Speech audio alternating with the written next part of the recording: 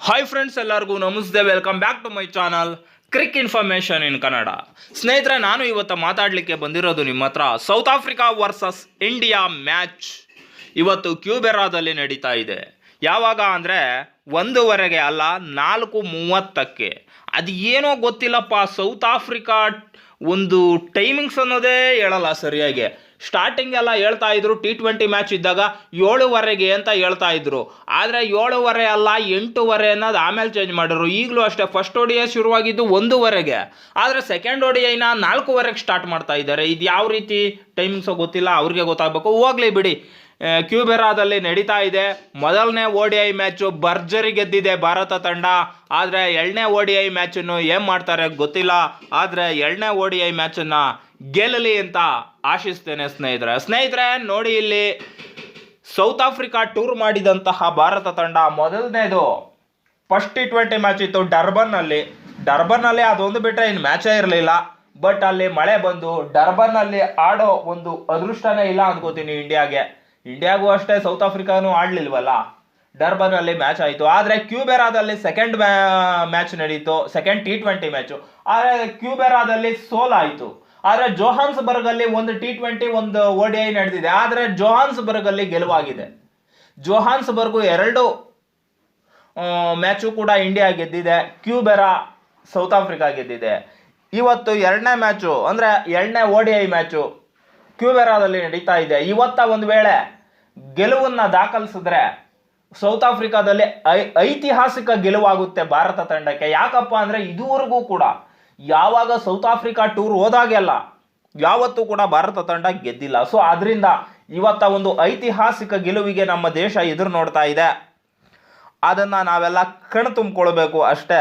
ಆದರೆ ಮ್ಯಾಚ್ನ ಪ್ರಿವ್ಯೂ ನೋಡೋದಾದರೆ ಸ್ನೇಹಿತರೆ, ನೋಡಿ, ಮೊದಲನೇ ಮ್ಯಾಚಲ್ಲಿ ಹೊಸಬ್ರಿಗೆ ಚಾನ್ಸ್ ಕೊಟ್ಟರು ಕೂಡ ತುಂಬ ಚೆನ್ನಾಗಿ ಆಡಿದ್ದಾರೆ. ಸಾಯಿ ಸುದರ್ಶನ್ ಅವರು ಸುಮಾರು 52 ರನ್ ಹೊಡೆದಿದ್ದಾರೆ. ಅದು ಒಂದು ಒಳ್ಳೆ ಸ್ಕೋರೆ. ಮತ್ತು ಗಾಯಕ್ವಾಡ್ ಅವರು ಅಷ್ಟು ಚೆನ್ನಾಗೇನು ಆಡಲಿಲ್ಲ ಅನ್ಕೋತೀನಿ. ಮತ್ತು ತಿಲಕ್ ವರ್ಮಾ ಅವರು ಚೆನ್ನಾಗಿ ಆಡಿದ್ದಾರೆ. ಮತ್ತು ಹೊಸಬ್ರು ಚೆನ್ನಾಗಿ ಆಡ್ತಾ ಇದ್ದಾರೆ, ಪರ್ಫಾರ್ಮ್ ಮಾಡ್ತಾ ಇದ್ದಾರೆ. ಇನ್ನು ಹೊಸಬ್ರಿಗೆ ಚಾನ್ಸ್ ಕೊಡಬೇಕು ಅನ್ನೋದು ನನ್ನ ಒಂದು ಆಸೆ. ಮತ್ತು ಸೌತ್ ಆಫ್ರಿಕಾ ಕೂಡ ಈ ಮ್ಯಾಚನ್ನು ಗೆಲ್ಲಲೇಬೇಕು, ಡೂ ಆರ್ ಡೈ ಮ್ಯಾಚ್ ಅಂತ ಅವರು ಕೂಡ ಕನ್ಸಿಡರ್ ಮಾಡಿರ್ತಾರೆ. ಯಾಕಂದರೆ ಮೊದಲನೇ ಮ್ಯಾಚ್ನ ಹೀನಾಯ ಸೋಲಿನ ಬಳಿಕ ಅವರ ಫ್ಯಾನ್ಸ್ಗಳು ಕೂಡ ಅವರಿಗೆ ಮಕ್ಕುಗದಿರ್ತಾರೆ. ಏನು ಈ ಥರ ಅಜೀಬಾಗಿ ಆಡ್ತಾ ಇದ್ದೀರಾ, ಚೆನ್ನಾಗಿ ಆಡಿ ಅಂತ ಹೇಳಿಬಿಟ್ಟು. ಸೊ ಅದರಿಂದ ಅವರು ಕೂಡ ಒಂದು ಗೆಲುವಿಗೆ ನೋಡ್ತಾ ಇರ್ತಾರೆ ಕ್ಯೂಬೆರಾದಲ್ಲಿ. ಆದರೆ ಭಾರತ ಕೂಡ ಇನ್ನೊಂದು ಮ್ಯಾಚ್ ಯಾಕಪ್ಪ, ಸುಮ್ಮನೆ ಈ ಮ್ಯಾಚಲ್ಲಿ ಗೆದ್ದುಬಿಟ್ಟು ಸೀರೀಸ್ ಗೆದ್ದುಬಿಡೋಣ ಅನ್ನೋ ಒಂದು ಉತ್ಸಾಹದಲ್ಲಿ ಇರ್ತಾರೆ. ಈಗ ನೋಡೋದಾದರೆ ಸೂರ್ಯಕುಮಾರ್ ಯಾದವ್ ಇಂಜುರಿಯಿಂದ ಆಚೆ ಹೋಗಿದ್ದಾರೆ. ಅವರ ಬದಲಾಗಿ KL ರಾಹುಲ್ ಅವರು ಕ್ಯಾಪ್ಟನ್ಸಿಯನ್ನು ನಡೆಸ್ತಾ ಇದ್ದಾರೆ. ನೋ, ಇಲ್ಲಿ ಸೂರ್ಯ ಹೊರಗಡೆ ಹೋಗಿದ್ದಾರೆ.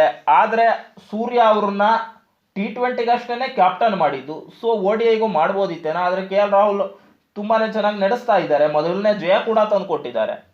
ಹೀಗಿರುವಾಗ ರಾಹುಲ್ ಕ್ಯಾಪ್ಟನ್ಸಿನೇ ಬೆಸ್ಟ್ ಅಂತ ನಾನು ಹೇಳ್ತೀನಿ. ಮತ್ತು ಗಾಯಕ್ವಾಡ್ ಇದ್ದಾರೆ, ತುಂಬ ಚೆನ್ನಾಗಿ ಲೈನಲ್ಲಿದ್ದಾರೆ, ಒಳ್ಳೆ ಫಾರ್ಮಲ್ಲಿದ್ದಾರೆ. ಮತ್ತು ಸಾಯಿ ಸುದರ್ಶನ್ ಯಂಗ್ಸ್ಟರ್ಗಳನ್ನ ಯಾಕೆ ತರಬೇಕು ಅಂತಂದರೆ, ಯಂಗ್ ಬ್ಯಾಟ್ಸ್ಮನ್ಗಳನ್ನ ಇಳಿಸಿದಷ್ಟು ಭಾರತಕ್ಕೆ ಲಾಭ ಅಂತ ನಾನು ಹೇಳ್ತೀನಿ. ಯಾಕೆ ಗೊತ್ತಾ, ಯಂಗ್ಸ್ಟರ್ಗಳು ಯಾವ ರೀತಿ ಆಡ್ತಾರೆ ಅನ್ನೋದು ಅವರಿಗೆ ಗೊತ್ತಿರೋದಿಲ್ಲ. ಆದ್ದರಿಂದ ಅವ್ರಿಗೆ ಬೌಲಿಂಗ್ ಮಾಡೋದು ತುಂಬಾ ಕಷ್ಟ ಆಗುತ್ತೆ. ಸೊ ಆ ಒಂದು ಉದ್ದೇಶದಿಂದ ಯಂಗ್ಸ್ಟರ್ನ ಇಳಿಸಲೇಬೇಕು ಅಂತ ನಾನು ಕೂಡ ಹೇಳ್ತೀನಿ. ಮತ್ತು ತಿಲಕ್ ಚೆನ್ನಾಗಿ ಬ್ಯಾಟಿಂಗ್ ಆಡ್ತಾ ಇದ್ದಾರೆ, ಅವ್ರನ್ನ ಇಳಿಸಲೇಬೇಕು. ಇಲ್ಲಿ ರಿಂಕು ಸಿಂಗ್ ಅವರಿಗೆ ತುಂಬಾ ಅಗ್ನಿ ಪರೀಕ್ಷೆ ಇರುತ್ತೆ. ಯಾಕಪ್ಪ ಅಂದರೆ ಇದು T20 ಮ್ಯಾಚ್ ಅಲ್ಲ.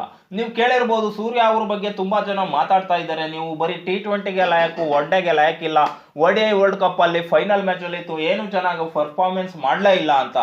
ಅದು ರಿಂಕು ಅವರಿಗೆ ಆಗಬಾರ್ದು. T20 ಫಾರ್ಮೆಟಲ್ಲಿ ಆಡಿರೋ ನಾವು ODIಗೂ ಸರಿ ಅನ್ನೋ ರೇಂಜಲ್ಲಿ ಆಡಬೇಕು. ರಿಂಕು ಅವರಿಗೆ ತುಂಬಾ ಅಗ್ನಿ ಪರೀಕ್ಷೆ. ಮತ್ತು ತುಂಬ ದಿನಗಳ ನಂತರ ಇನ್ನೊಬ್ಬರಿಗೆ ಚಾನ್ಸ್ ಕೊಟ್ಟಿರೋದು ಅದು ಯಾರಪ್ಪ ಅಂದರೆ ಸಂಜು ಸ್ಯಾಮ್ಸನ್ ಅವರು ಈ ಒಂದು ಮ್ಯಾಚಲ್ಲಿ ಚೆನ್ನಾಗಿ ಆಡಬೇಕು. ಚೆನ್ನಾಗಿ ಆಡಿಬಿಟ್ಟು ನಾನು ಇಂಟರ್ನ್ಯಾಷನಲ್ ಲೆವೆಲಲ್ಲೂ ಕೂಡ ಆಡೋಕ್ಕೆ ಅರ್ಹ ಉಳ್ಳಂಥ ವ್ಯಕ್ತಿ ಅನ್ನೋದನ್ನ ಪದೇ ಪ್ರೂವ್ ಮಾಡಿದರೆ ತುಂಬ ಚಾನ್ಸ್ಗಳನ್ನ ಕೊಡ್ತಾರೆ. ಯಾಕಪ್ಪ ಸಂಜು ಸ್ಯಾಮ್ಸನ್ಗೆ ಚಾನ್ಸ್ಗಳು ಜಾಸ್ತಿ ಸಿಗಲಿಲ್ಲ ಅಂದರೆ ಕೊಟ್ಟಿರೋ ಇದರಲ್ಲಿ 1-2 ಮ್ಯಾಚ್ ಆಡಿಬಿಟ್ಟು ಜಾಸ್ತಿ ಅಷ್ಟು ಪರ್ಫಾರ್ಮೆನ್ಸ್ ಮಾಡಿಲ್ಲ. ಇಂಟರ್ನ್ಯಾಷನಲ್ ಕ್ರಿಕೆಟಲ್ಲಿ ನೀವು ನೋಡಿರ್ಬೋದು, IPLಗೆ ತುಂಬ ಚೆನ್ನಾಗಿ ಪರ್ಫಾರ್ಮೆನ್ಸ್ ಮಾಡಿದರೂ ಕೂಡ ಇಂಟರ್ನ್ಯಾಷನಲ್ ಲೆವೆಲ್ ಅಂತ ಬಂದಾಗ ಅದು ಬೇರೆನೇ ಇರುತ್ತೆ. ಸೊ ಅದರಿಂದ ಈಗ ಚಾನ್ಸ್ ಕೊಟ್ಟಿದ್ದಾರೆ, ಸ್ಯಾಮ್ಸನ್ ಚೆನ್ನಾಗಿ ಆಡಬೇಕು. ಮತ್ತು ಅಕ್ಷರ್ ಪಟೇಲ್ ಅವರು ಕೆಲವೊಂದು ಕಡೆ ಬೌಲಿಂಗಲ್ಲಿ ಕಮಾಲ್ ಮಾಡಿದ್ದಾರೆ ಮತ್ತು ಬ್ಯಾಟಿಂಗಲ್ಲೂ ಕೂಡ ಕಮಾಲ್ ಮಾಡಿದ್ದಾರೆ. ಆದರೆ ಇವತ್ತು ಯಾವ ರೀತಿ ಬರುತ್ತೆ ಅಂತ ಅನ್ನೋದನ್ನು ನೋಡಬೇಕು. ಹರ್ಷದೀಪ್ ಸಿಂಗ್ ಅವರು ಲಾಸ್ಟ್ ಮ್ಯಾಚು ಮಿರ್ರ ಮಿಂಚಿದ್ರು. ಈ ಮ್ಯಾಚು ಕೂಡ ಅದೇ ಥರ ಮಿಂಚಿದ್ರೆ ಮಾತ್ರನೇ ಹರ್ಷದೀಪ್ ಸಿಂಗ್ ಒಬ್ಬ ಒಳ್ಳೆ ಬೌಲರ್ ಅಂತ ಅನ್ನಿಸ್ಕೊಳ್ಳೋದು. ಇಲ್ಲ ಅಂತಂದರೆ ಯಾವುದೋ ಒಂದು ಮ್ಯಾಚ್ ಗೆಲ್ತಾರೆ ಬಿಡ್ರಿ ಅಷ್ಟೇನೆ ಅಂತ ಸುಮ್ಮನಾಗಿಬಿಡ್ತಾರೆ.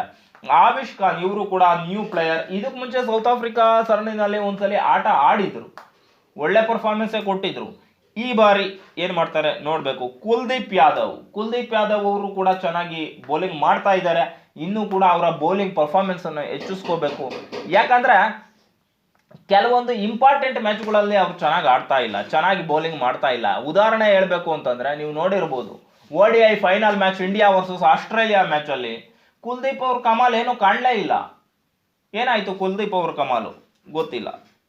ಮತ್ತು ಮುಖೇಶ್ ಕುಮಾರ್, ನಾನು ನೋಡಿದ ಮಟ್ಟಿಗೆ ಮುಖೇಶ್ ಕುಮಾರ್ ಯಾವ ರೀತಿ ಅಂತಂದರೆ ಫಸ್ಟ್ ಮ್ಯಾಚಲ್ಲಿ ಎಕಾನಾಮಿಕಲ್ಲಾಗಿ ಬೌಲಿಂಗ್ ಮಾಡಿದ್ರು. ವಿಕೆಟ್ ತೆಗಿತಾರೋ ಬಿಡ್ತಾರೋ ಗೊತ್ತಿಲ್ಲ, ಆದರೆ ಎಕಾನಾಮಿಕಲ್ಲಾಗಿ ಬೌಲಿಂಗ್ ಮಾಡಿದ್ರು. ಆ ಎಕಾನಮಿ ಇನ್ನು ಉಳಿಸ್ಕೊಂಡು ಹೋಗಬೇಕು. ಯಾಕಪ್ಪ ಅಂತಂದರೆ ಇದು ODIಯಲ್ಲಿ ಎಕಾನಮಿ ಕೂಡ ತುಂಬಾ ಇಂಪಾರ್ಟೆಂಟ್ ಆಗುತ್ತೆ. ಆ ಒಂದು ಉದ್ದೇಶದಿಂದ ಹೇಳ್ತಾ ಇದ್ದೀನಿ. ಮುಖೇಶ್ ಕುಮಾರ್ ಕೂಡ ಎಕಾನಮಿಯನ್ನು ಉಳಿಸ್ಕೊಂಡು ಹೋಗಬೇಕು ಮತ್ತು ವಿಕೆಟ್ ಟೇಕಿಂಗ್ ಬಾಲ್ಗಳನ್ನ ಹಾಕಬೇಕು ಅನ್ನೋದು ನನ್ನ ಅನಿಸಿಕೆ. ಮತ್ತು ಚಾಹಲ್ ಅವರು ಇದ್ದಾರೆ ಸ್ಕ್ವಾಡಲ್ಲಿ. ಚಾಹಲ್ ಅವರು ನಿಮ್ಮೆಲ್ಲರಿಗೂ ಗೊತ್ತಿರ್ಬೋದು, ಗೂಗ್ಲಿ ಅವರು ರನ್ ಕೊಡ್ತಾರೆ, ರನ್ ಕೊಟ್ಟಂಗೆ ವಿಕೆಟ್ ಕೂಡ ಕಬಳಿಸಿ ಕೊಡ್ತಾರೆ. ಅದೊಂದು ಪ್ಲಸ್ ಪಾಯಿಂಟು ಚಾಹಲ್ ಅವ್ರದ್ದು. ಅವರ ವೀಕ್ನೆಸ್ ಮತ್ತು ಅವರ ಸ್ಟ್ರೆಂತ್ ಎರಡೂ ಕೂಡ good ball and bad ball ಅಂತಂದರೆ ರನ್ನು ಕೂಡ ಕೊಡ್ತಾರೆ, ವಿಕೆಟ್ ಕೂಡ ತಗೋತಾರೆ. ಅದು ಅವರ ಒಂದು ಕೇಪಬಿಲಿಟಿ. ಮತ್ತು ರಜತ್ ಪಟಿದಾರ್ ಅವರು ತುಂಬ ದಿನಗಳ ನಂತರ ಫೀಲ್ಡಿಗೆ ಇಳಿತಾ ಇದ್ದಾರೆ. ಅವ್ರಿಗೆ ಇಂಜುರಿ ಆಗಿ ಲಾಸ್ಟ್ IPL ಕೂಡ ಆಡಲಿಲ್ಲ. RCBನಲ್ಲಿ ಒಂದೊಳ್ಳೆ ಪರ್ಫಾರ್ಮೆನ್ಸನ್ನು ಕೊಟ್ಟಿದ್ರು. ಯಾರ ವಿರುದ್ಧ ಅಂತಂದರೆ ಇವರು LSG ವಿರುದ್ಧ ಒಂದು ಒಳ್ಳೆ ಪರ್ಫಾರ್ಮೆನ್ಸನ್ನು ಕೊಟ್ಟಿದ್ರು. ಅದಾದ ನಂತರ ಇವರು ಬರ್ತಾರೆ ಅಂತ ನಾವೆಲ್ಲ ನೋಡ್ತಿದ್ವಿ. ಆದರೆ ಏನೋ ಇಂಜುರಿ ಆಗಿ ಅವರು ಬರಲಿಲ್ಲ. ವಾಷಿಂಗ್ಟನ್ ಸುಂದರ್ ಅವ್ರ ಬಗ್ಗೆ ಹೇಳೋದಾದರೆ ಅದೇನಪ್ಪ, ಅವರು ಒಂದು ಒಳ್ಳೆ ಪರ್ಫಾರ್ಮೆನ್ಸ್ ಕೊಟ್ಟೇ ಇಲ್ಲ. ಚಾನ್ಸ್ಗಳಂತೂ ತುಂಬಾ ಕೊಟ್ಟಿದ್ದಾರೆ. IPL ಆಗಾದರೂ ಅವ್ರು ಆಡಿ ಪ್ರೂವ್ ಮಾಡ್ಕೋಬೇಕಲ್ಲ. ಒಂದು ಒಳ್ಳೆ ಬೌಲಿಂಗಲ್ಲಿ ಸುಮಾರಾಗಿ ಮಾಡಿರ್ಬೋದು ಅನ್ಕೋತೀನಿ, ಎಕಾನಾಮಿಕಲ್ ಆಗಿ ಬೌಲಿಂಗ್ ಮಾಡಿರ್ಬೋದು, ವಿಕೆಟ್ ತೆಗೆದಿರ್ಬೋದು. ಆದರೆ ಬ್ಯಾಟಿಂಗಲ್ಲಿ ಏನು ಮಾಡಿದ್ದಾರೆ ನನಗಂತೂ ಗೊತ್ತಿಲ್ಲ.